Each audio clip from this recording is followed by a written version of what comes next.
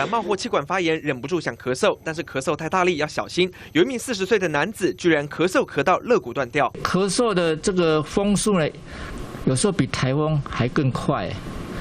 那你在剧烈压缩的时候呢，我们的胸腔呢，有些肋骨，还有一些肋间肌的，还有其他的肌肉，它突然间会扩张，然后突然间把它压缩下来。有时候骨头比较脆弱的时候呢，就会被拉断。从 X 光片可以看到，6个被圈起来的地方就是肋骨断裂的部位。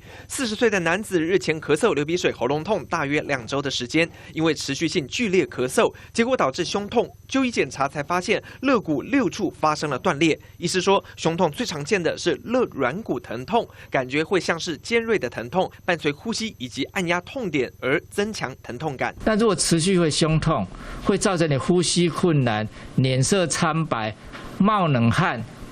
或发烧的这种，你要注意，大概要去看医生。医师提醒，女性比较容易因为咳嗽引起骨折，同时也很容易发生在慢性咳嗽达到2周或是骨质疏松的病人身上。胸痛就要及早就医，不管任何小原因引起，都要早期诊断、早期治疗。记者黄一凡、王一仲台北报道。